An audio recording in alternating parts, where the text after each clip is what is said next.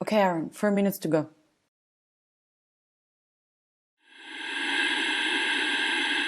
La imagen por la cual vale la pena arriesgar la vida, sacrificarse hasta la muerte en los campos de batalla de todos los continentes del mundo.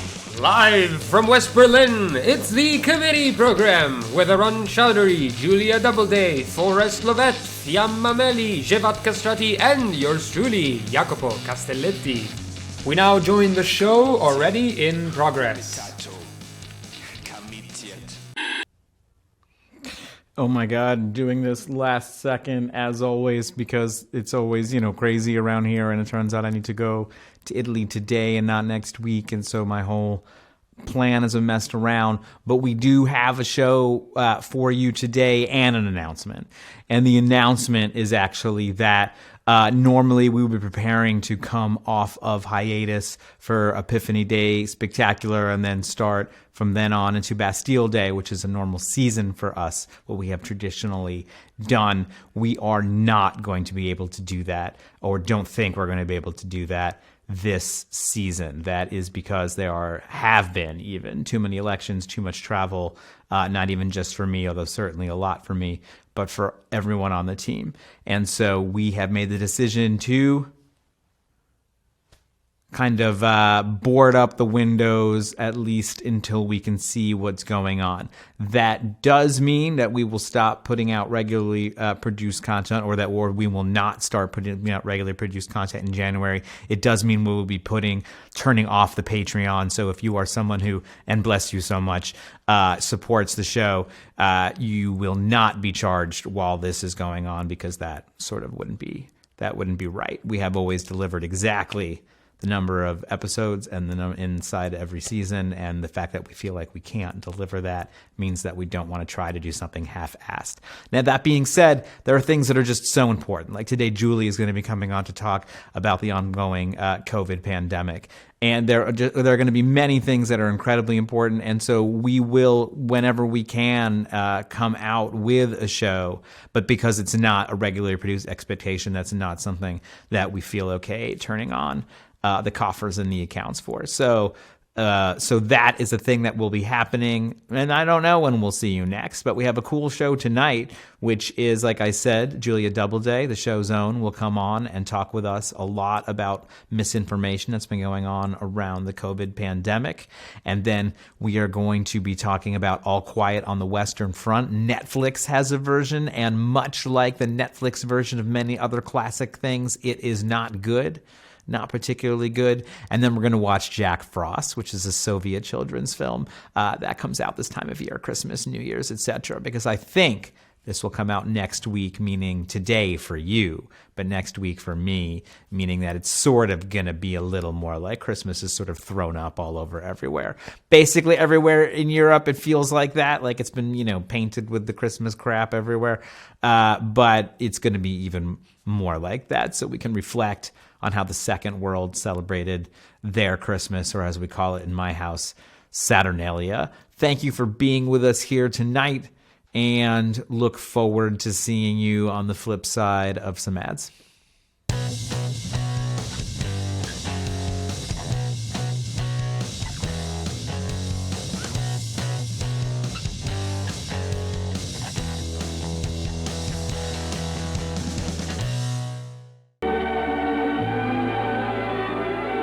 Ovo je Beograd 1929. godine. Beobanka ima 15.959 štediša. Beograd 1955. godina. U Beobanci štedi 200.000 ljudi.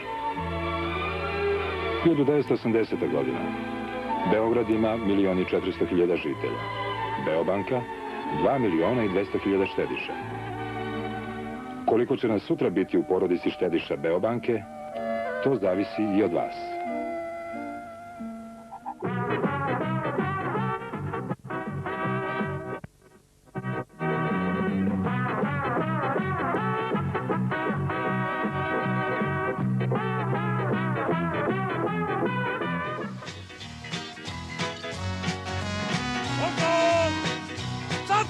I opet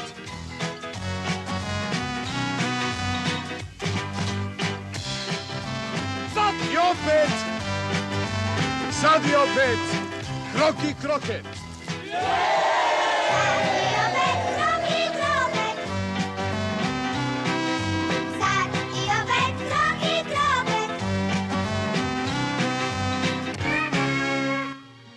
And 5. Okay. Were you introducing me, or why are you counting down now? I'm going to start doing the segment. Yeah, you just started doing the segment. You said, I'm your host. When did I You start said, doing- I'm your host, and then you said 5. No. I'm running it through in my head. You got to pre-visualize and pre-oralize. I didn't realize that you had to practice the set. saying your own name. This is, but look, got I'm it. practicing what I'm going to say. I used to do this every week, and we haven't done this for a while. That's true. I couldn't find my As you'll recall. I couldn't find my As you'll microphone. That recall. was one That's thing what that was, exactly what yeah, I mean. so I had to put the don't- thing together. It's I in the had to bottom say of my hello to closet. Oscar. A lot of things had to happen, and the studio had to put together. There's now a big hole in the teleprompter. I don't know if you know about that, because it kind of sloped down, I guess, at some point in the last couple of weeks. Who knows? You have a Who knows? Who can teleprompter? say? How do you think I'm looking at you right now? With your eyes? No, but there has to be something over the camera because I'm clearly using a camera, not a laptop. Okay. I don't know, Mr. Worked for the president. I don't know about this stuff. Okay, Xhevat, this is the banter. This was the gold right there. That was the gold. Okay, now He liked here it we because go. I mentioned And he worked for 5. the president, so. Hi, and welcome back to your committee program. I'm your host, Arun Chaudhry, and we have a very special deep dive with committee's own Julia Doubleday on COVID, the ongoing pandemic. In fact, one of the things I was struck by when speaking to this with Julia the other day was she was quoting someone, and maybe you can even start here by talking to us about sort of this moment that we're at, of someone saying it's so strange how more people are dying now than they were during this certain stage of the pandemic. And you're like, that defies the logic of words. So what she actually said was, this was a mommy blogger article about how, oh my God, my kids have been sick over and over and over again. The kind of thing that really should be raising red flags for parents, but they're being told this is totally normal. They've really bought into this scientifically inaccurate, incorrect misinformation, which is so-called immunity debt. I will really dive deep into that and how it's not a thing. So if you have been explaining away your children's ongoing continual sickness with the idea that they're just getting sick because they didn't get sick last year, again, not real, not true. No immunologists are behind this quote unquote theory, which has no scientific evidence behind it. But there is tons and tons of scientific evidence behind the idea of post-COVID immune deficiency, which we are seeing confirmed over and over again all around the world. And the fact that that's not being communicated to the public is pretty clearly to continue to defend the status quo where we're all it's just normal. It's just normal. We're all going to be fine with 500 to 1,000 to 2,000 people dying in this country every single day of this disease. And it's really criminal. But yes, so let's situate folks. Yes, folks. Sorry. So one of the reasons that even we're having a bigger than normal kind of, not just a closing statement where I say, hey, we're on hiatus and we're not doing a new season and we're shutting down the Patreon and all of those scary, horrible things. The reason we're actually doing a much bigger program around this is also to promote your next venture, which is a Substack that you are primarily writing about misinformation, bad science, bad policy, and bad outcomes with COVID and the ongoing pandemic. And so you have written 3 articles for your Substack, which, please feel free to plug it as much as you want. But what are the subjects of those? Why are you picking this? Where are we at now? And forget all the scorekeeping, right? There's as you say, there's all this politics, there's all this sort of, people putting their political lives in front of people's actual lives. Just situate us in reality of the moment that we're in. Yes. For someone who's maybe not paying attention and isn't interested in the scorekeeping part. yes, it's really important for us to get back to reality and engage with what the science is finding. Before I launch into a little bit about the Substack, I just want to say that, I know that I'm a random person online. I'm not a doctor. I'm not an immunologist, but I am listening to those people. I am listening to the researchers and the experts. And if you have not if you have not been looking into the studies coming out about the long-term effects, the post-COVID effects, and the cumulative effects of COVID infection, I don't know why you would think that you have a better handle on what's going on than people who are doing those things. So you need to really reflect seriously about where you're getting the idea that COVID is safe to contract. And if the place you're getting that idea is from Joe Biden or New York Times journalists who are hell-bent on getting people back in the office for ideological reasons, please take the time to go on PubMed and look at the actual studies, because this stuff is not even controversial anymore. We know this is a very dangerous disease. But so let me tell you a little bit about the Substack. It's called The Gauntlet. I chose that name both because a gauntlet is, something that is a period of trial, but it's also something you throw down to challenge people. And I really felt that we need to throw it on the gauntlet at this administration, at the left press, at everyone who has abandoned solidarity with disabled people, vulnerable people, not to mention participating in normalizing a status quo where vulnerable people are not safe to leave their homes. This is completely unacceptable. It is completely contrary to our values. And by the way, the average daily deaths this week in the US are at 500 per day. It has never been the flu. It's still not the flu. And the majority of people dying right now are vaccinated. So please don't buy into this pandemic of the unvaccinated. It's not true. Many older people, vulnerable people are still dying in the acute phase, which is not the only thing we need to worry about with COVID. So the gauntlet, I have 3 articles up right now, like you mentioned. The first one is sort of throwing down the gauntlet at Joe Biden. It's just about how Joe Biden very dramatically did a ceremony right before he was sworn into office, the night before his inauguration. They lit candles all around the reflecting pool, 400 candles to commemorate 400,000 people who died of COVID under Trump. And we all agreed that this was a huge disaster. And at that time, I was a bit uncomfortable with it because I felt that it was a lot of showmanship and potentially sort of using these people as political props. But I hoped that I would be proven wrong and that they would have a really strong pandemic response. In fact, they were cynically using those dead people as political props, which is incredibly shameful in and of itself.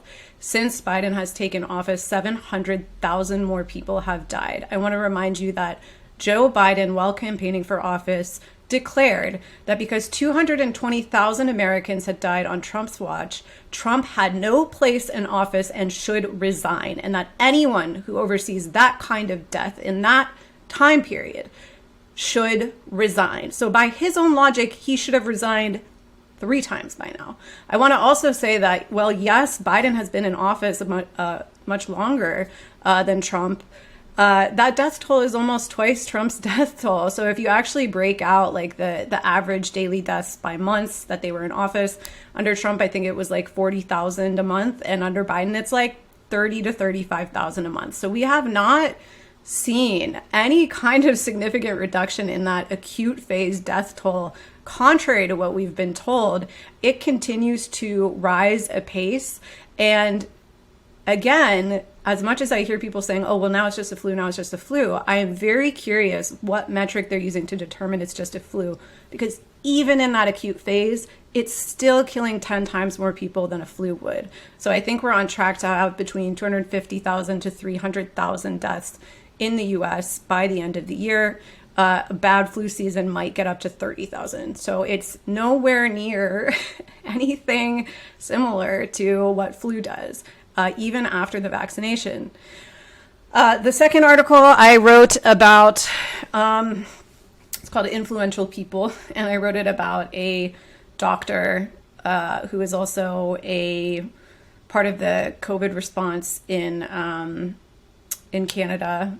I'm trying to remember which province it was. I think it might have been British Columbia, but they are having a really, really, really severe pediatric hospital crisis in Canada.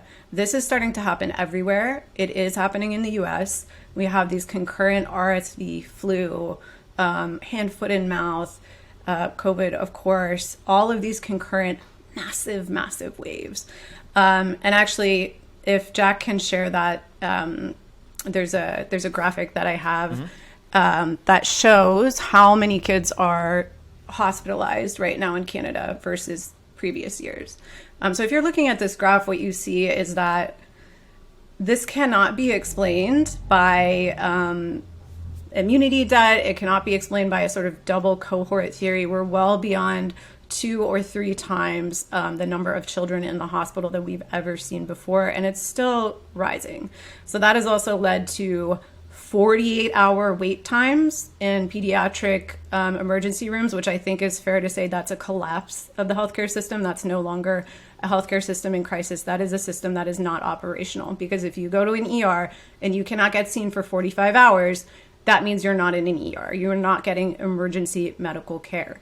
Just a few days ago, a 2-year-old died on the floor in an emergency room. There were no beds. He died of the flu. And I want to be clear that people with healthy immune systems, children with healthy immune systems, do not die of the flu and strep throat. But that is what is happening right now. So in British Columbia, 6 children are dead of the flu so far this season. It is December 9th. In a typical flu season, they might have 1 death in the entire year. So we infected these kids with COVID with no idea of the long-term effects, and we're seeing those long-term effects come home to roost, and people are very reluctant to engage with it or acknowledge it, but it is well demonstrated in the scientific literature at this point that yes, COVID damages your immune system and your resistance to all other pathogens. Additionally, this strep A, let me just finish the strep A, outbreak in the UK has now killed 16 children. Yesterday, it was 15. A few days before that, it was 9. Children, healthy children, do not die of strep throat. They have the immune systems of someone with a severely compromised ability to fight infections. So this article just followed a doctor up there who gave a speech on TV, and he really encouraged people to wear masks. No mandate, because that's not politically possible, but can you please just wear a mask because of all the children dying? Like, maybe think about it. That night, he went to a holiday gala for influential people, and he was on the list of influential people for his role in fighting COVID, and he had no mask on. So, you know, it's very disgusting for me to watch someone do that, knowing what he knows about what's happening to children. Sorry, but did you have something you wanted to? I just wanted you to unpack for folks, just to unpack the jargon of immunity debt, because I think a lot of people just when they hear that, they don't even know what it means and they just turn off. And what is this purported theory? Who is speaking of it? Just let's talk about it in real words, with real words. Okay, I will. Let me first just give you the sort of like brief summary of Article 3, and then I'll jump right in. And you'll weave that in. I'll jump right in, and we'll do like a deep dive on that, because that's really, really crucial to understand and also to debunk. So the third article was written in response to a very damaging, poorly researched article that came out in the New Republic, where the author clearly had an axe to grind, trying to proclaim that long COVID is essentially not real. You know, she did a little like both sidesism of, Classic. Yeah, like, oh, well, some people say they found biomarkers, but like, what if, then she used this case study of this woman who like, clearly did have psychological problems and like thought she had long COVID, but didn't. That case study is not representative. It's sort of like doing a huge profile of like a false rape accusation. We get angry when those things happen because there's no attention being put where it needs to be put, which is this rape culture, this crisis of sexual assault against women in this country and around the world. And then people choose to do this, big, huge story about how dangerous it is for men to falsely get accused, which like is much, much, much, much rarer. So in this case, it's a decision to highlight something that is unrepresentative, to put forward a narrative that minimizes COVID. I also want to get in deeply about what long COVID is, because we know a lot about it, actually. So the framing, one thing to keep in mind when you see mysterious or we see really, really soft language like brain fog, which is actually code for neurocognitive decline, we need to keep in mind that that is also minimizing language. We do have the information to know that this is a serious, serious illness. And as socialists, as leftists, it's our job to really be drawing attention to this. So that inspired me to write an article. Where the fuck is Jacobin? Where the fuck is current affairs? Where the fuck are these, lefty allies on this issue, which is ongoing, which is a crisis, which is the greatest mass tragedy of our time? They are writing articles about whether You've Got Mail, a movie that came out 20 years ago, is neoliberal. I don't have words for what a failure it is that you're publishing that and nothing about COVID. So we'll come back also to that. That's the topic of the third one is, why is the business press, and I'll dig into this as well, why is the business press out reporting the left on COVID? We have Forbes, Wall Street Journal, Fortune magazine. And they often do. Financial Times, they have fantastic long COVID coverage, even medical coverage. And the reason is they're worried about the economy. So it's extremely embarrassing that people on the right are more worried about us as workers than we are worried about each other as human beings.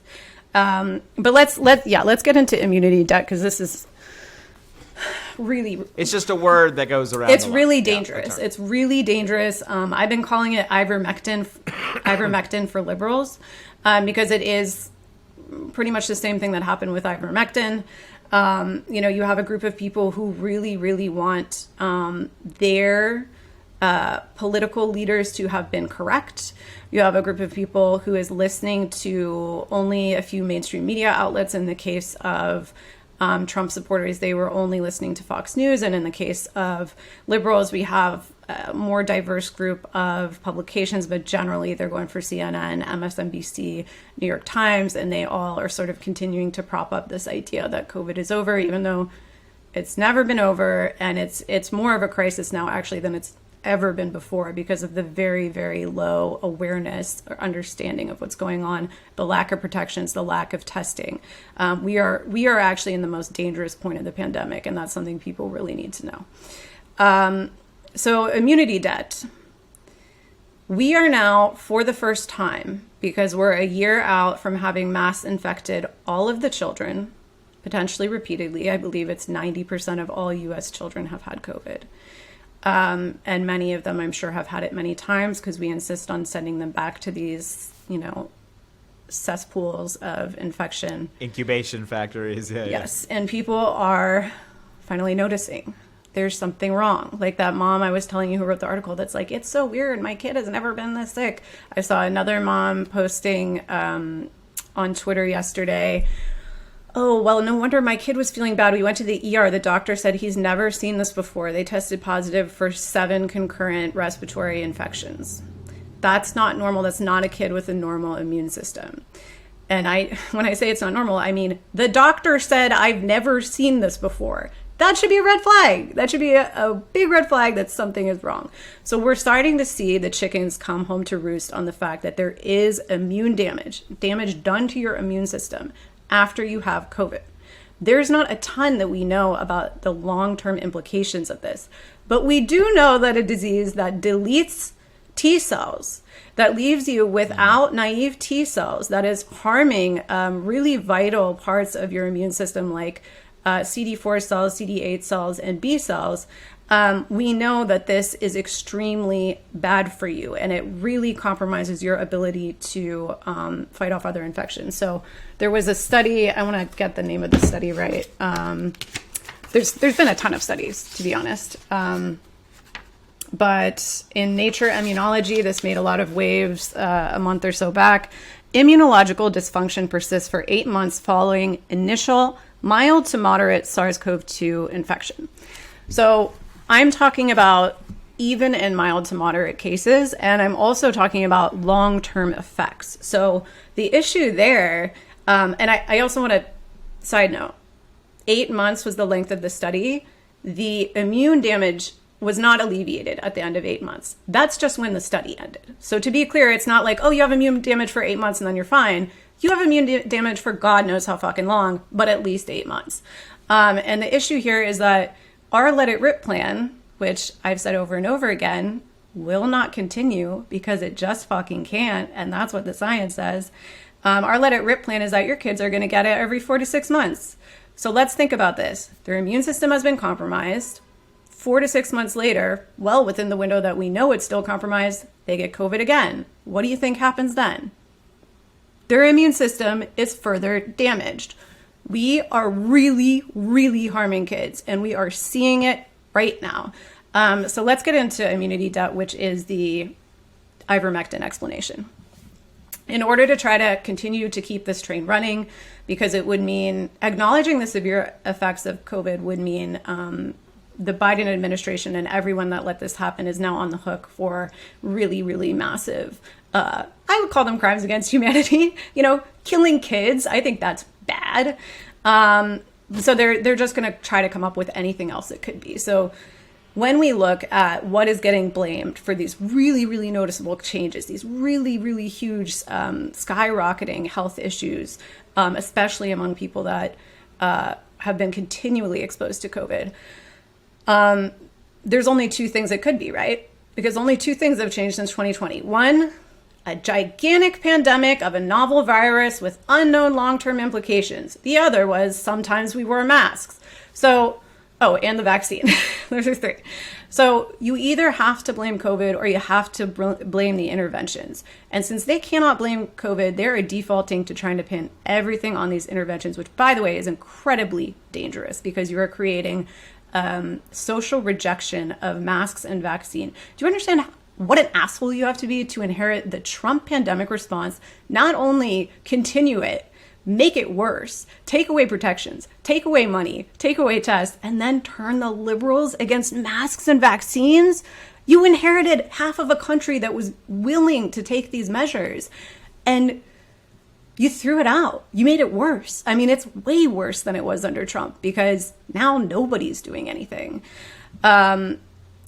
Immunity debt is this idea that because the kids were so well protected for the last 2 years, because as we all know, every kid wore masks everywhere. They wore them playing with their friends. They wore them to school. They didn't take them off.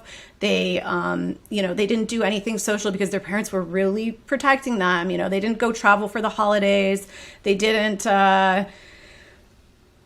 eat indoors. They didn't do indoor dining. No, of course not. They were perfectly protected. So they didn't encounter any sort of pathogens. And because of that, that has made them much more sick. Let's unpack a few things that are wrong with this. Right off the bat, parents didn't do shit to protect their kids. Let me just start there. Some parents masked their kids consistently. Most parents I know kind of did it for a while, maybe in 2020, certainly not in 2021. And certainly not, they weren't banned from indoor dining. Maybe some people were in 2020, but again, that's 2 years ago. So you would expect to see an immunity debt effect taking hold in 2021. We'll also look, a really great case study is Sweden. So Sweden decided very early in the pandemic, we're going to do let it rip literally from day one. We don't care. We just got to get on with our lives. Indoor dining is more important than people, getting to live their lives. So they never did any restrictions of any kind. They're sort of like this experiment in herd immunity because their idea was we're going to get herd immunity, we're going to be fine. From an early point, we knew herd immunity could not be possible with COVID because of the way that it damages your immune system. And because of the way it evades and harms T cells, which are what you need to fight infections and to remember pathogens. They never did anything. And guess what they're having? Massive wave of children being hospitalized with RSV. And there is no possibility that that could be immunity debt. And there is only one other explanation, and it is post-COVID immune deficiency. I'll also dive in. Which is quite the opposite. Yes. Which would do reverse immunity debt. I'll also dive in a little bit. Actually, there's one graphic I also want to share here, which is a chart of showing this cohort of kids who were in the hospital with RSV.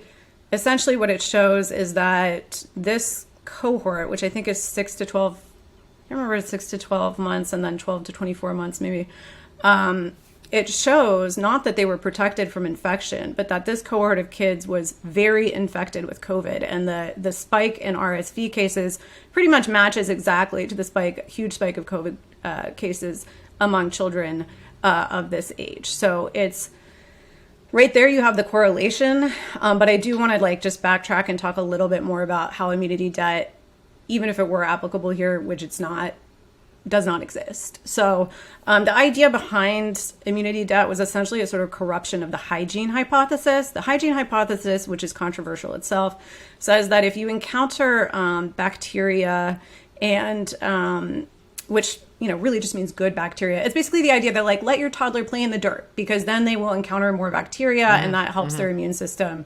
over the long term.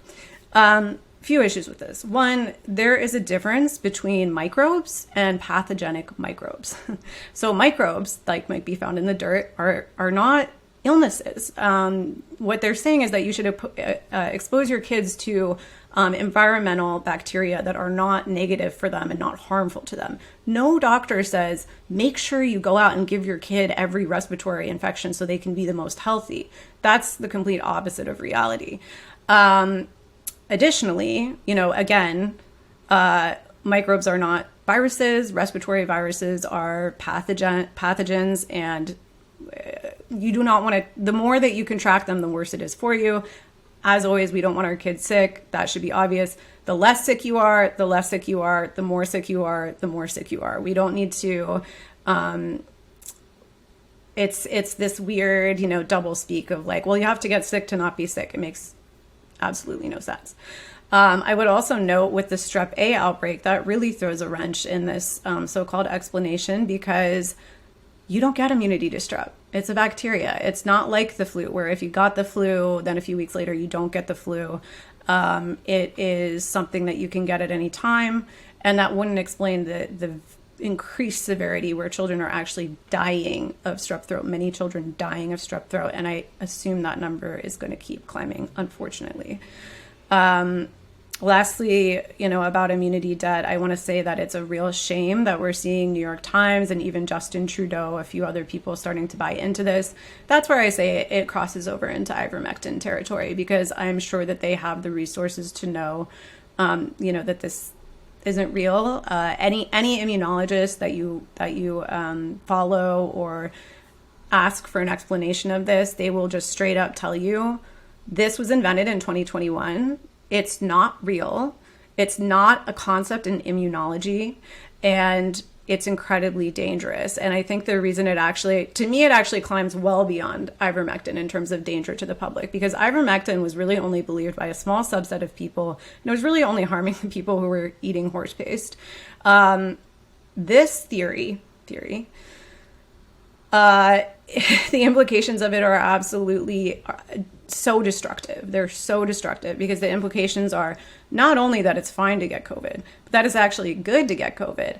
And that what hurts your children is doing basic measures to try to protect them from illness. This is essentially the state telling you, you must make your kids ill to make them healthy. And again, this is absurd on the face of it, but people are, I think they are very much afraid to acknowledge that they may have harmed their own children. And I think that that is something that is very hard psychologically to overcome. And it's much easier to just say, well, I heard about this thing, this immune debt thing. There was a piece, fortunately, we're starting to see more mainstream media debunk this. There was a piece in Salon yesterday. The title is, let me see if I can find it. Well, anyway, there's a big piece in Salon yesterday that essentially was just like, here's why immunity debt's a bunch of bullshit, and we interviewed a bunch of immunologists. There's one other thing I want to mention just to kind of keep clear what we're talking about. There is a similarly named concept called the immunity gap that some other immunologists sort of have started using. The immunity gap is different from immunity debt and does exist. Immunity debt implies that if you don't get strep A this year, if you get strep A next year, it's going to be really bad. We know that's not true because most people don't get strep A every year. Most people don't get flu every year. Most people don't get RSV every year. It makes no sense to say that if you don't get RSV, flu, and strep every year, you're going to die of it next year. Of course, this is not true. But immunity gap is simply the idea that, yes, flu cases and RSV cases and these kind of things were low in 2020, somewhat low in 2021, although that's a little bit hinkier. Basically, in some places, RSV cases were actually higher. in certain parts of Canada at the point where tons and tons of kids were going to the hospital, which means that it was not the number of cases, it was the severity of cases that increased. I think at this point we now actually are well above with more and more cases, which isn't surprising.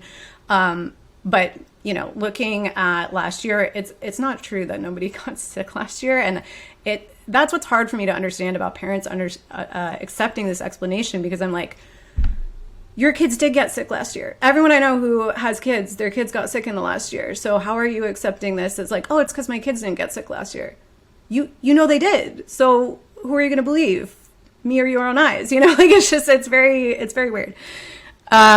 Immunity gap implies that we would have a double or triple cohort effect in the hospitals, meaning that because kids were somewhat protected from flu, more kids might be getting the flu. In that case, you might expect to see numbers that were more like double or even triple. But two things: you would not see increased severity. There's no reason why you would see increased severity. Secondly, not only would you not see increased severity, but in terms of how high these numbers are, it's well beyond 2 or 3 cohorts. I mean, that graph that I showed earlier, it's like nothing that's ever been seen before. I mean, that's like at least 10x. I don't know how high it's going to go, but it's still going up. And my own feeling, knowing what we know about COVID, is that not only are more children going to be dying of strep and of flu and of RSV and of every other formerly mild disease under the sun, because their immune systems are damaged. But we are going to see our hospitals overwhelmed this winter like never before, because we also have a gigantic COVID wave incoming with not a mask in sight, not a mandate in sight. Nobody knows what's going on. And it is a complete failure of the left to not have even slightly tried to push back on the normalization of mass death.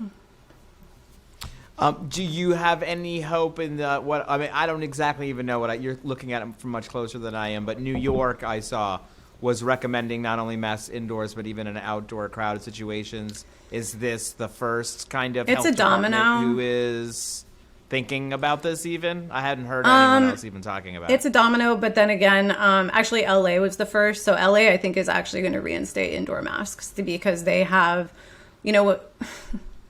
they made this really ridiculous change to the way we were tracking COVID cases over at the CDC, where under the prior map, 94% of all counties right now would need to be under mask mandate. And now it's like, 10 to 20% of counties are starting to get into the high case territory. But you have to understand that what used to be high case levels is now a low case, according to the CDC. So they're gaslighting you. They gave you a completely different map. But even with that crazy map, which has this crazy high threshold for masks to be introduced, they've passed. They passed it in LA. They passed it in New York. And keep in mind, these cases are drastically underreported at this point.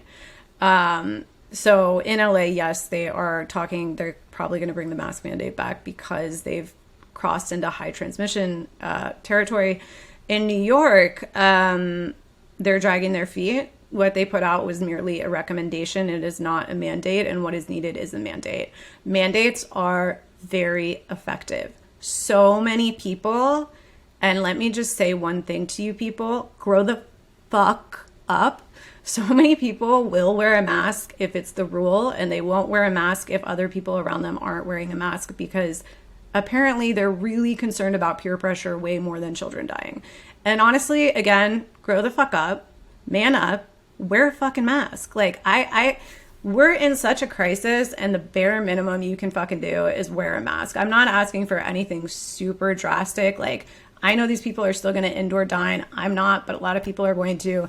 I know these people aren't going to make any kind of massive lifestyle changes. But when you're in the grocery store, when you're on public transit, you are, let me say this in no uncertain terms, you are participating in making it impossible for disabled, vulnerable, and elderly people to be in public spaces. If you are on the metro and someone needs to get to their doctor's appointment who has cancer or who has a kid with cancer, you are making it impossible for them not to get exposed in those environments. as leftists, the bare minimum we can do is to wear a high quality, that means N95 or KN95 fitted mask in public spaces where we know that disabled people are. I saw recently someone saying, well, you can choose to wear a mask if you're going to be around disabled people or immune compromised people. Let me tell you something. 25% of all Americans are disabled or immunocompromised, and every single person in this country knows someone or interacts with someone who is. And not only that, every single day when you get on the metro, unless you're doing a huge medical history of every single person you encounter, I guarantee you there's someone on that train that should not be contracting COVID.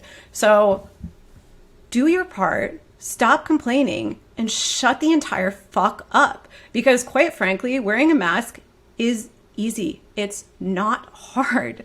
And I know a lot of people also just aren't up to date on what COVID is doing, and that's why they're not masking. And I understand that.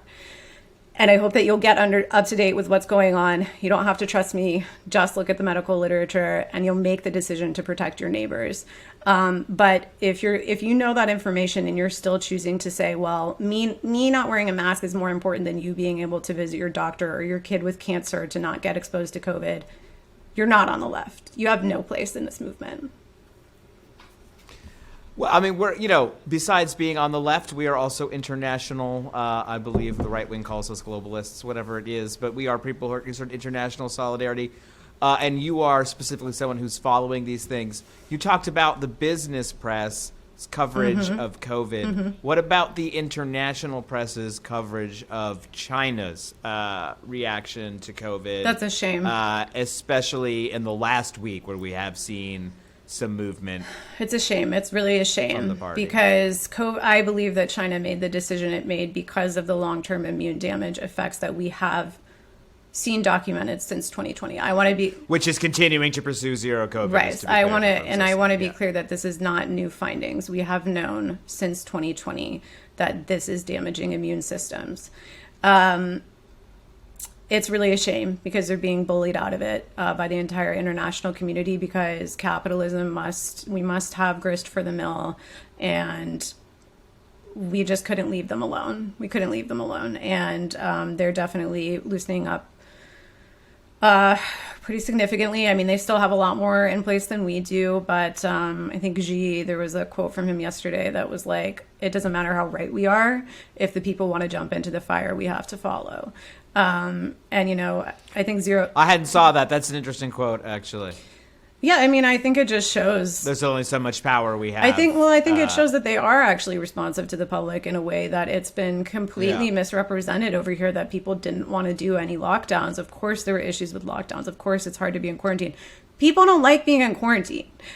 Usually, when quarantines are implemented, historically, you don't do a public approval poll about that because it's an issue of security and national health.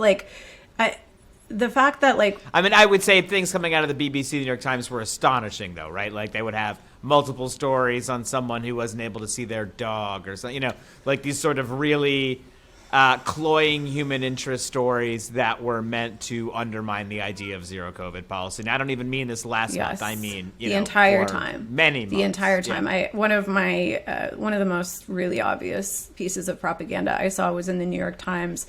I always just shudder when I see talk of the deadly zero COVID policy or the, exactly. Say that again, man, slowly, because we've killed 1.1 million people in this country, and you're talking about incidents where 5 to 10 people died. Those things are tragic. In no way have they committed mass murder of their own citizens like we have. And the fact that you continue, they were repeating that there was a protest chant in China that they want to go to the movies, which I don't know if it's true or not. You want to know who else hasn't been to the movies in 3 years? Me. Because I can't. Because there's an out-of-control raging pandemic that if you go to the movies and you contract it, you are at very high risk for vascular events. You are at very high risk for post-COVID immune deficiency. You are at very high risk for damage done to your endothelium and microclots in your blood, which we can get into later. That's not a functioning society. That's a society where you are purposely mass infecting everybody. You're not protecting them. it won't continue this way, but to think that we're like on the right track, seeing the kind of sickness, the level of sickness that we're already seeing this early in the season, it's just absurd on its face. But yes, so the worst propaganda I saw was they did a piece where there was a bus who was transporting some ill people to COVID quarantine, which again is where they take patients, give them medical care, and isolate them from the rest of society, which is generally what you want to do with a level 3 pathogen. And the bus crashed, and some of the people on the bus died. And the whole article was like, China's COVID policy is so deadly. They should be rethinking it because of this bus crash. And to me, I was like, that's like saying a school bus crashed in the US, so we should rethink sending kids to school. Like, that literally has nothing to do, like, that's an accident, a tragic accident.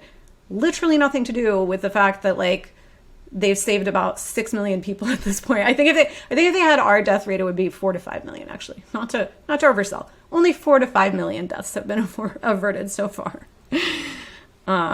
So yeah, fuck them. Walk us through these last two graphs that you thought were illustrative for us in this moment. Okay, hold on. Let me pull this up real quick.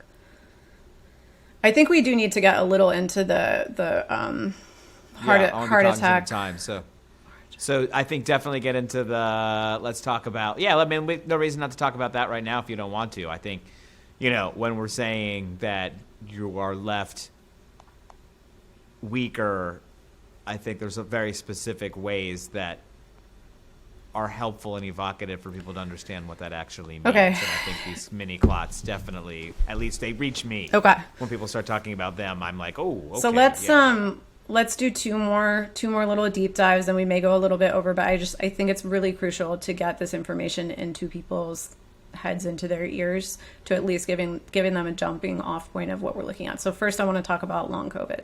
Long COVID has been portrayed as like, what is it? Is it fatigue? No. At this point we've studied it so much.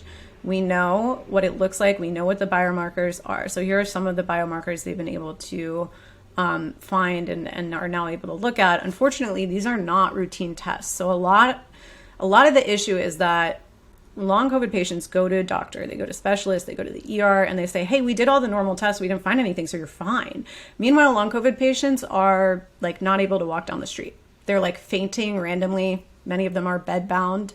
And people are accusing them of this being psychological because there's a long history of doing that with chronic illness in this country, sort of attributing it to you must be crazy. I think the one silver lining here is that it's just so many people who have this now that it's becoming undeniable. Of course, all these people didn't randomly go crazy, especially because most of the people contracting this, they're not worried about COVID. They don't think they're going to get long COVID. It's not like there was any sort of like psychological trigger that they're like looking at. The hypochondriacs aren't getting no, long COVID. I'm not getting it, Yeah. But so here's some of the things they found. There is significant damage to the endothelium, which is the lining of your blood vessels. And if you're wondering whether I'm pissed that I had to learn that because I didn't even like high school biology, yes, I fucking am. I don't want to be learning any of this stuff. But because the endothelium is damaged, which again means that all throughout your body, your blood vessels are now damaged, not functioning properly. The way the body attempts to heal that is by clotting, so increasing the clotting factor in your blood, because usually if you have a cut or an injury, it's like, okay, we'll just clot this. The issue is you can't repair the endothelium with blood clots, and instead what happens is these tiny clots just build up and build up. This causes so many issues. So for one thing, capillary rarefaction, that's when basically your capillaries just don't work anymore. So this is decreasing blood flow throughout the body, including in the brain, including in the lungs, including in the extremities. And that is one of the things that leads to that constant fainting, fatigue, exhaustion. They have very poor circulation. Another thing that happens with the microclots is that they actually can develop into larger clots as they sort of like stick onto each other. So we're seeing a huge spike in DVT, deep vein thrombosis, a huge spike in all kinds of vascular effects. So that includes heart attacks, strokes, blood clots, and heart disease, heart failure. All of these things are being brought on during post-COVID. Actually, I have the numbers here about the your risk of heart attack, how much it goes up after a COVID infection. And I want to be clear that this is actually not just long COVID. And pulmonary, too. Yeah. Pulmonary, yes, there is also pulmonary damage. It's a multi-organ disease. So when I say it's having these vascular effects, keep in mind, it's having effects on every organ. So we have spiking cases of liver disease, kidney disease, also of diabetes. So, and of cancers, which goes back to the suppressed immune system. So 30 days, between 30 days and a year after, this is a recent study, between 30 days and a year after recovery from COVID, even in mild cases, survivors were 52% more likely to have a stroke, 63% more likely to have a heart attack, and 72% more likely to develop heart failure. So some of these people who are having these heart effects may or may not have symptoms of ongoing COVID. So like post-COVID symptoms, long COVID symptoms. We're not sure why some people seem to have like the microclotting effect, and why some people just seem to be fine and then they just drop dead of a stroke or a heart attack.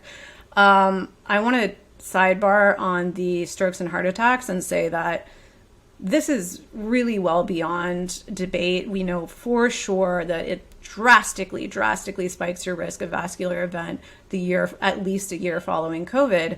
And what we're seeing is we are seeing that reflected in the excess mortality data. So in Australia, they just came out and said their excess mortality is 13% higher than pre-pandemic levels. And they're like, we can't fully explain it because it's not all COVID deaths. I can explain it. It is the post-COVID effects, including heart attacks, strokes, cancers, diabetes, and liver failure, kidney failure, everything.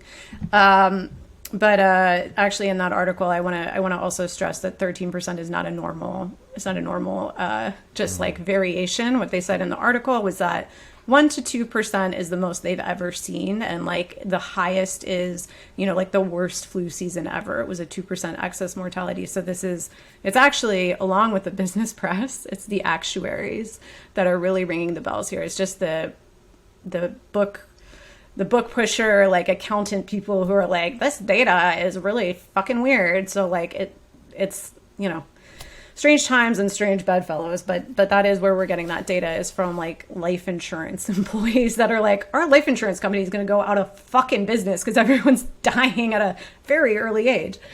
Sorry,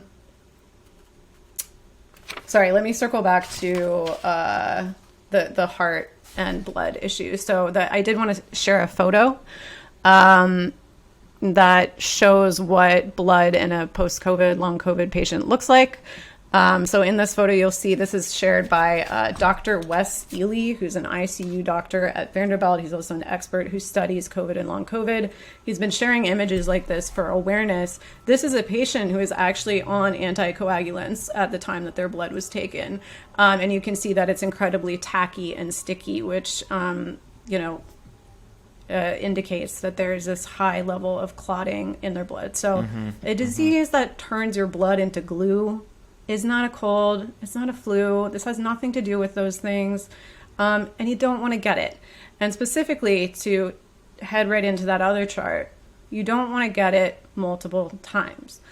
So the last chart I want to show you is, this is a recent study where this has been confirmed a few times, but this was a really big study where they showed that your risk of any negative outcome, that includes hospitalization, long COVID, heart attack, stroke, anything that could happen post-COVID, it increases, and of course death, it increases with each infection. This is the opposite of what we would see with a typical disease like a flu or a cold.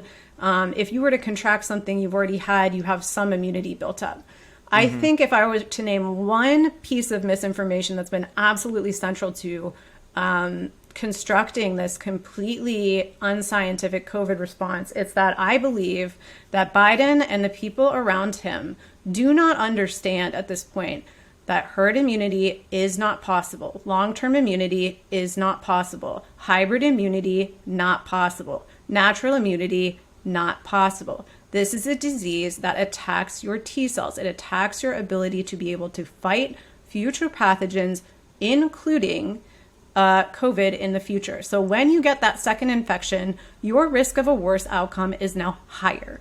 When you get that third infection, it's higher than it was for the second infection. And the sooner, the worse. Yeah. And so on and so on. But I just really need everyone to hold a couple of concepts in their head right now to really understand why I say let it rip will not continue. I don't say that in the sense that it's bad, it's negative, we should organize against it, it's immoral. All those things are true.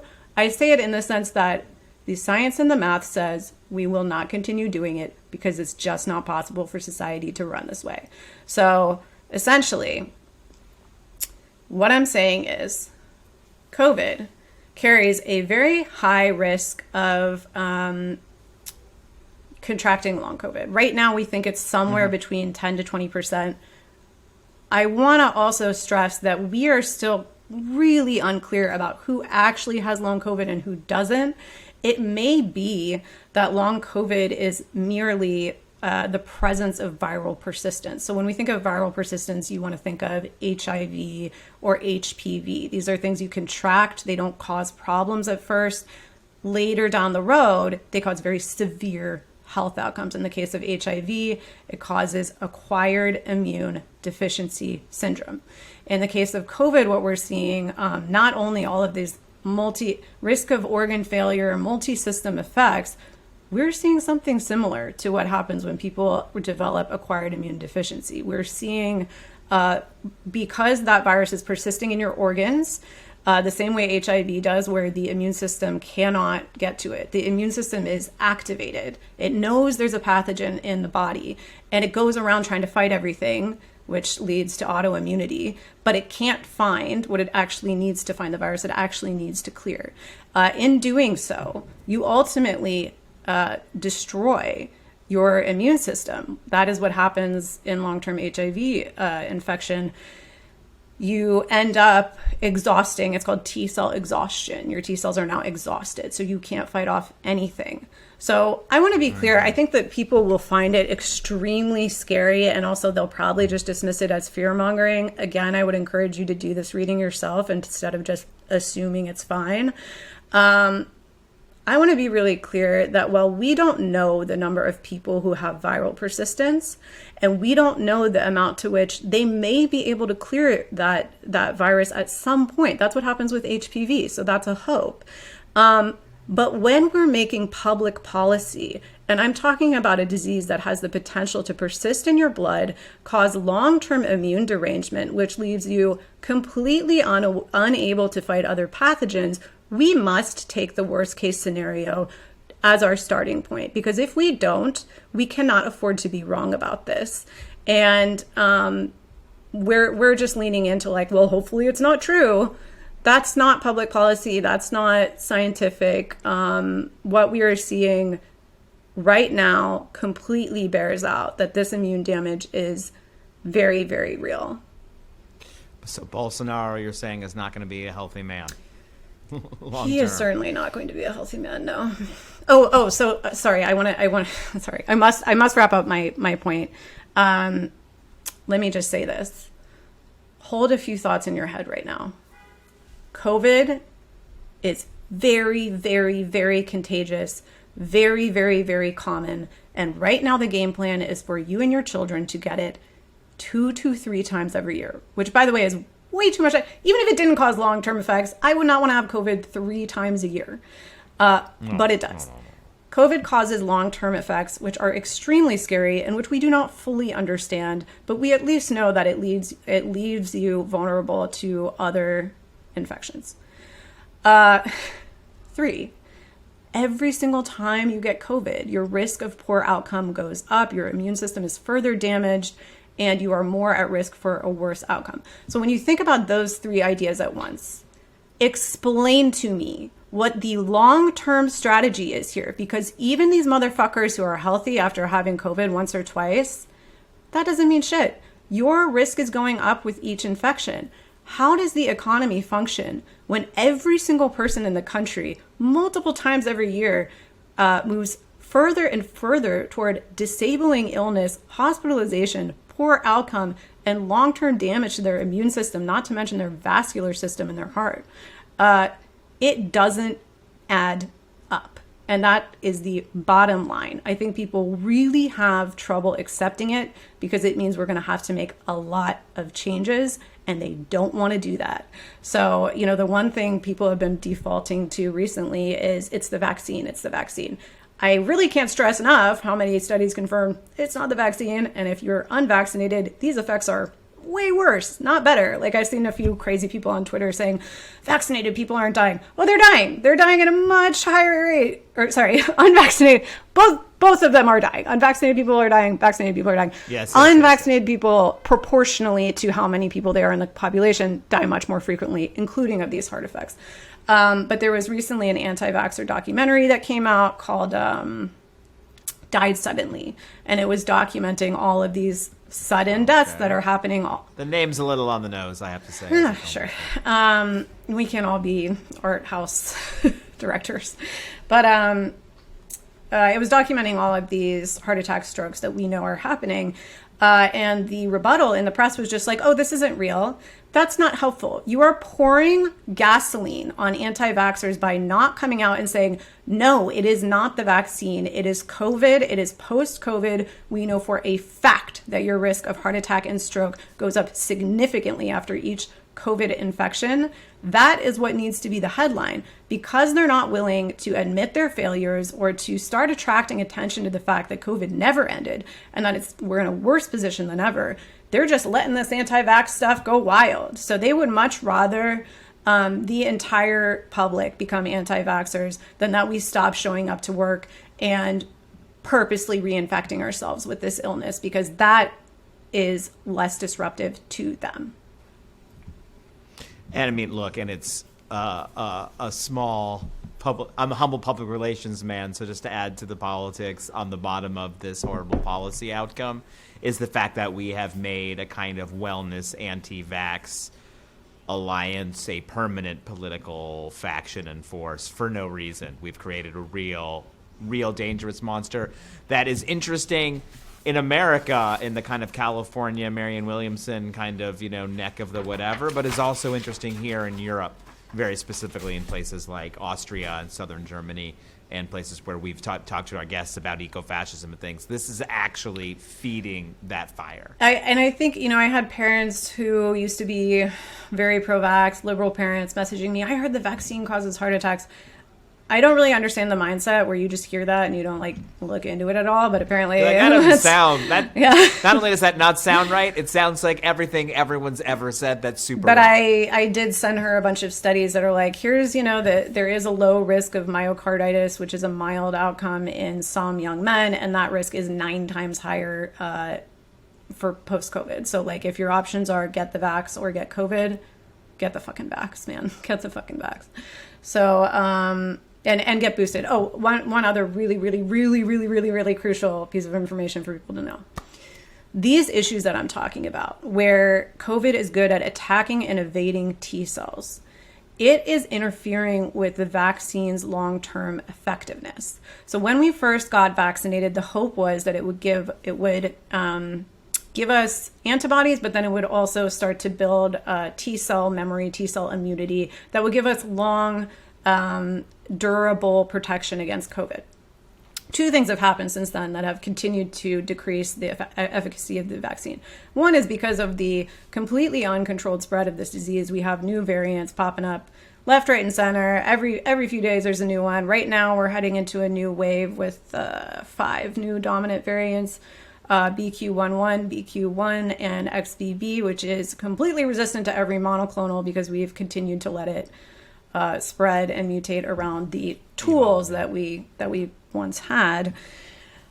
And so that is one thing that has compromised the efficacy of the vaccine. We did get the new booster. You should get it. You must get it. Get it. That's the bivalent booster. It is formulated for strains up to BA.5, and it came out right at the end of the BA.5 wave. It's not formulated for the new strains, so it's kind of effective. It's certainly a lot better than the first shot. And this is the other thing we need to talk about, is the really, really rapid waning of these shots. So what we found is that while they do induce an antibody response, just like infection, it does not induce that T cell response we were supposed to see. And we do think this has to do with its ability to hide from T cells and mess with T cells. So what that means is, if you look at the CDC's own vaccine efficacy data, what you'll see is they looked at, before 2 weeks after vaccination, where it's not fully kicked in, and then 2 weeks to 4 months, which is when it's the most effective, and then after 4 months. And in the case of people who had received a third booster, so this is even beyond the first 2 shots, which most people never even got 1 booster. 4 months after you have received your first booster, your third shot, your risk of hospitalization is reduced 29% versus an unvaccinated person. That's 4 months. Most people haven't had a vaccine in 2 years. So what I am saying to you is that given the rapid waning of antibody protection, people who were vaccinated a year or 2 ago are essentially unvaccinated. So when I say we're going into a winter that's going to be a lot worse than any other winter, I'm not merely saying that because we don't have protections and masks. I'm saying that because the vast majority of people in this country don't know it's a risk, don't know they're at risk, and don't know their vaccine doesn't work for shit anymore because they got it 2 years ago. So yeah, prepare for a winter where you're not going to be able to access healthcare. Stay safe, wear a mask, get a HEPA filter, do all of the basic things that can protect you from these illnesses and protect your children from these illnesses, because you are not going to want to be the guinea pig that is dealing now with the effects that may persist for the rest of your life.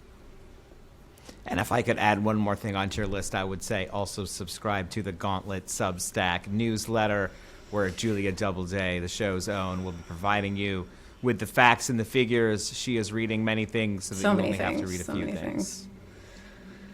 Thank you. Yes. And you'll come back and you'll talk to us soon. We don't know when and how that will all be, but, especially now that you're putting out this regular content, it's sort of like me with these movie reviews I do. It's like... You have to make it into multiple kinds of content. Sure, right? yeah. So I mean, I have a few. If you're already writing something, even just speaking it out loud into a video is helpful. I have a few friends who absolutely refuse to read.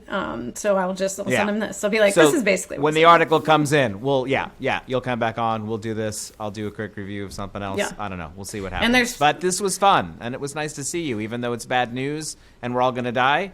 Yeah, pretty much. The committee program still feels like a comfortable, happy place where ideas are expressed before they fall right outside the camera range and onto the ground. Indeed.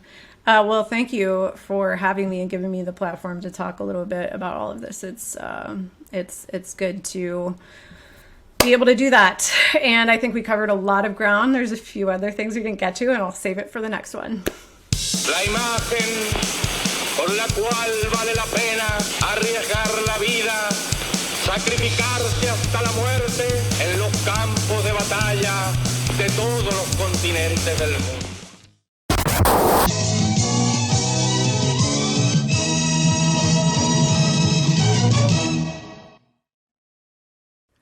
Hi, and welcome back to the committee program. I'm your host, Tarun Chaudhary, and this is Committee at the Movies. And today we will be talking about the Netflix version alongside the 2 Hollywood versions of All Quiet on the Western Front.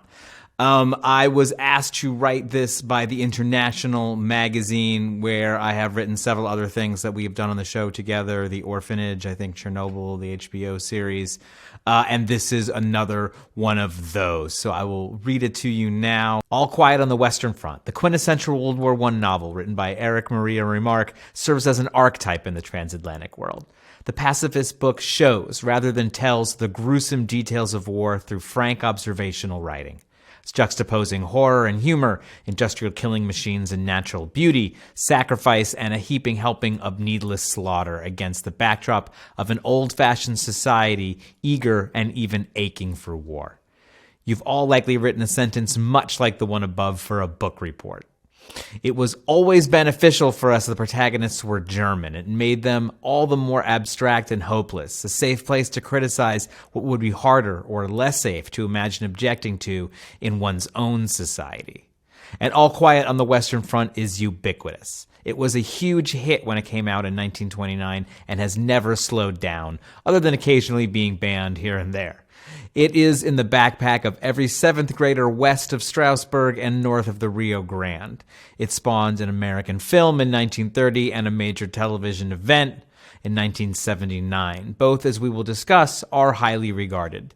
It is to this formidable pile that Netflix has decided to insert a 2.5-hour technical whiz-bang of a movie that adds some valuable elements to the conversation, not only because it is a film adaptation in the German language, but also because it is the only released version since the consolidation of the national security state after the attacks on Al-Qaeda on the United States in September 11th, 2001, which had a profound effect both on the culture industry of our times as well as ourselves as an audience. This is the synthesis and the antithesis of the dialectic at the heart of understanding these films.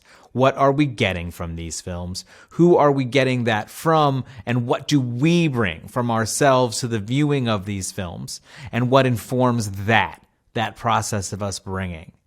This is the critical work we're going to do together in these next few minutes as we talk about All Quiet on the Western Front.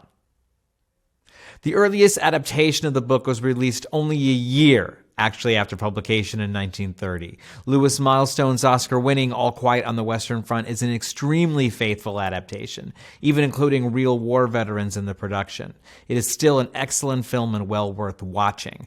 The style is reminiscent of some of what many German directors were playing with in Berlin and would continue when they fled to the U.S., that is, observational shots through doorways, windows, and other aggressive POV stances. The film sticks with the narrative and sticks with the second company at the muddy front, in hospital beds, back home in tidy German villages. This film would have struck viewers at the time as extremely earthy, authentic, and innovative. But while these techniques went on to be used by many, notably Italian neorealists, this isn't a strong strain in Hollywood dramatic films. Why? Because this is a pre-code film, perhaps even the pre-code masterpiece. By this we mean a production made in the brief period of sound film before the studios bonded together and imposed the Hays Code of self-censorship to avoid actual government censorship, roughly between 1929 and 1930. A gritty, morally vague manifesto of a film like Milston's All Quiet on the Western Front would have been given a glossier, cinematic, and less upsetting subject matter makeover, were it to be made even 1 year later. Self-censorship is always the most strict because it deals with what is desirable instead of what is allowed. What is appropriate for a crime film may simply not be appropriate for a war film in this logic, where capital makes as many demands as societal character or national security. By the mid-30s, shamefully, the major U.S. studios were taking cues from the German government about what were and what were not appropriate films to make based on what might not work in the German market, that is, upset Nazis. Needless to say, this would have made for a worse film, but also a return to fantasy would have met with an audience less willing to hear about heroism.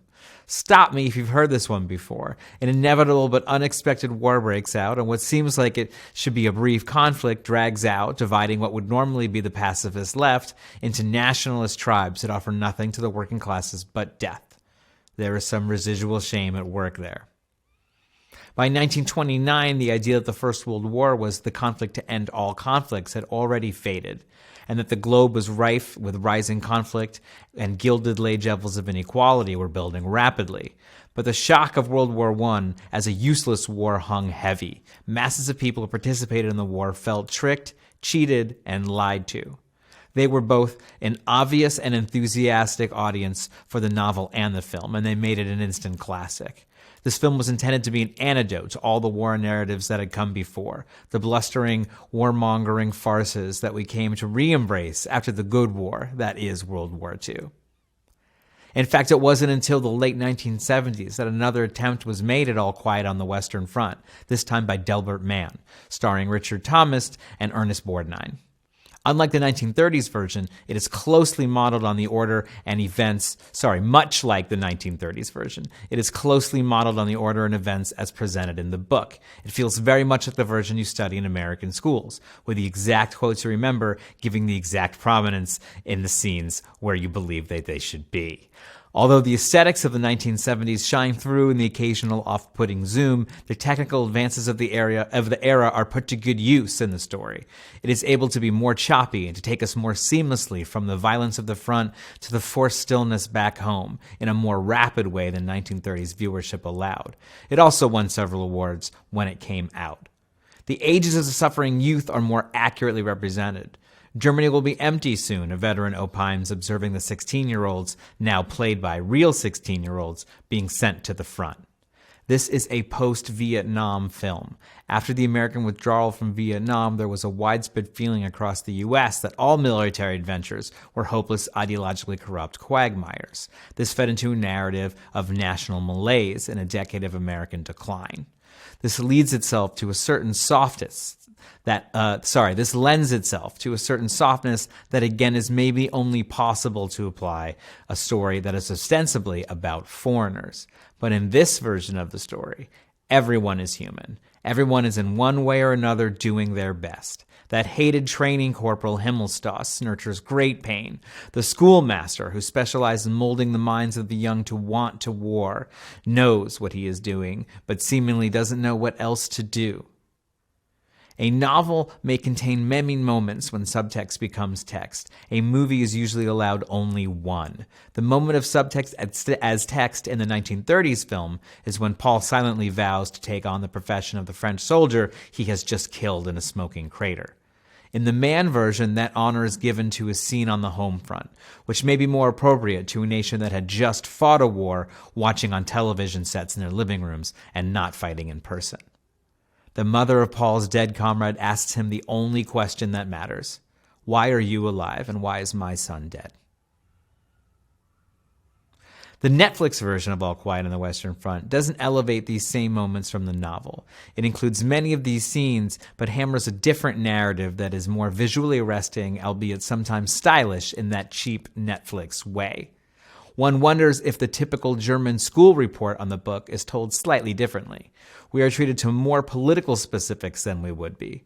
The Social Democrats will be the end of all mankind is a line that hits satisfyingly.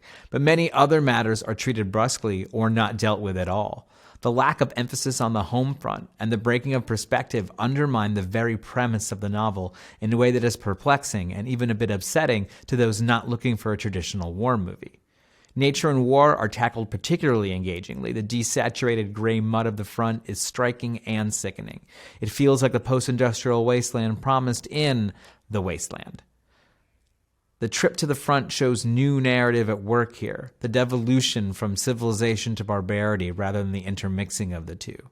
The visual descent to the front from Technicolor to an almost graphic novel black and white comes complete with details other productions can't compete with. The trees themselves are strewn with bodies. It is, and this will be a strange connection, reminiscent of the highways in Godard's Weekend from 1967. Fires and bodies and bad feelings in a world that is out of control. All the films strive precision, but the Netflix version has that extra layer that is the hallmark of popular culture post 9/11. That is technical realism rather than the dramatic and psychological realism of the first two adaptations. The vehicles, weapons, and uniforms are displayed in such a way as to invite you to examine them in Wikipedia. The higher truth of the monotony of war, so present in the novel, is broken up by a parade of interesting tanks, flamethrowers to make you sure that you know that they know all the podcast-ready details about the arms and armor of the age. Security apparatus have shared case files and technical details with filmmakers since the 1920s, and J. Edgar Hoover's FBI since its inception. But post-2008, these exchanges have become such a regular contrivance of any historical drama that can be better understood as a genre than as a choice in 2022. It is in this manner the security state has sought to control the subject matter of war and police stories by setting the boundaries of what really happens to people who know their stuff. This commitment to the narrative of order dissolving into chaos changes some of the classic elements of the story. The classroom is turned into more of a standing fascist lecture hall, robbing it of the intimate relationship that makes the death-inducing advice the boys get there not only sinister, but systemic. It is also shown once rather than repeatedly. From an aesthetic standpoint, an off-putting element happens in the soundtrack, where periodic squeals of electronic music take the audience out of the time and place of the story that so much attention has been used to keeping authentic. It feels like a film divided against itself. Some of these additions are welcome, and fewer are interestingly done, but the Netflix adaptations Some of these additions are welcome, and fewer are interestingly done. But the Netflix adaptation suffers when it tries to add historical context to the peace negotiations. By elevating the drama around the peace negotiations and then weaving the death of Kat and Paul, our final two standing characters, in a heightened and even heroic manner, the film is robbed of the power of its thesis that war is arbitrary. All Quiet on the Western Front famously refers to the dispatch issued on the day Paul is killed, because the death of him and his comrades is not even a blip on the radar of the mass calamity that is the First World War. To miss this is unforgivable and ruins the effect of the narrative. Realism demands more than attention to historical detail. It demands that we portray indifference with the same drama and villainy, because that is the subtext of every war story worth telling, that we are all afraid to die. And in war, we all perish for the same reasons: to make someone whose life is not on the line some money. Komite, komitato, komitiet, komiteto, korul, komite, we yankwe, submiti, we committee.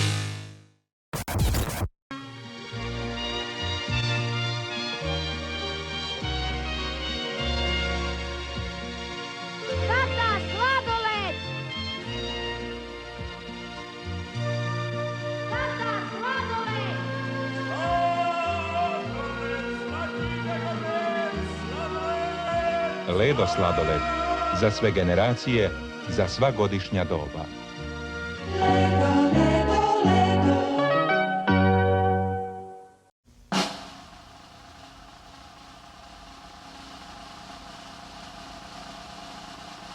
It's the end of our broadcast day.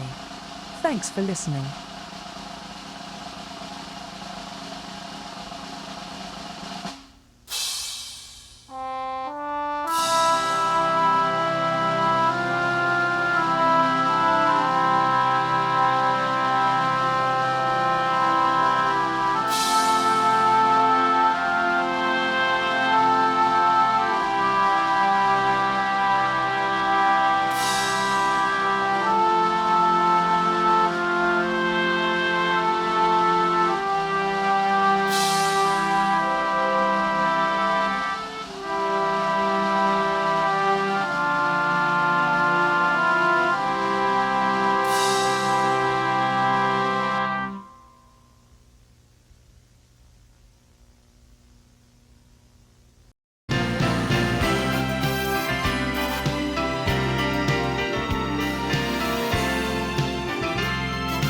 This was the first program in our third series.